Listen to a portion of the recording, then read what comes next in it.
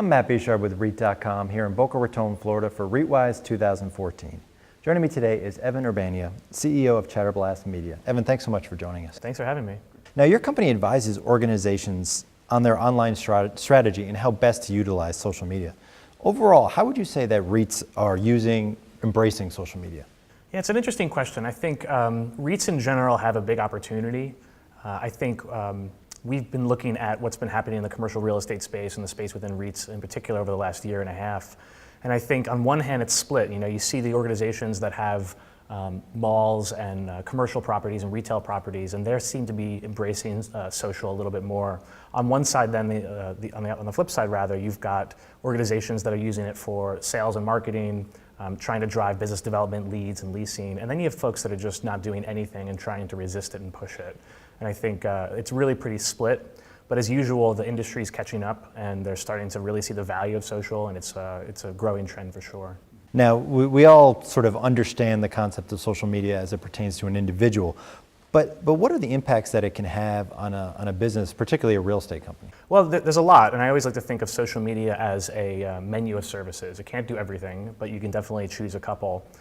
Clearly from a investor relations and public relations standpoint, you can use social for that. You can use it for tenant retention, tenant service, certainly even employee retention and employee recruitment. So the impact can be really big. It just comes down to designing a strategy that fits the organization, setting those objectives and goals out, and making sure that you're not being too aggressive, that you know what to expect out of your social program, and how to measure that impact and success. And a lot of us really want to look at ROI as a dollar number, and I really think it has to be looked at as a value and success measurement, not just a number. Now, does disclosure requirements factor into this in terms of, a lot of the REITs are publicly traded, I'm sure, like a lot of other companies. Where does that factor in? Well, you have to make the decision. SEC ruled that Reg FD, you can actually use Twitter, for example, and social media to disclose public information as long as you alert the investors you're doing so. We've seen it kind of split the fence on that. I mean, some folks are doing it and using that. We were just at a session where they were doing earnings calls and tweeting that live. But you don't have to, and I think that's, again, a choice and a strategy you have to maintain. You have to feel where you're at with an investor relations program and your PR program. But it's certainly an option. It just doesn't mean that you have to do that, and I think you have to keep your risk to a minimum for sure.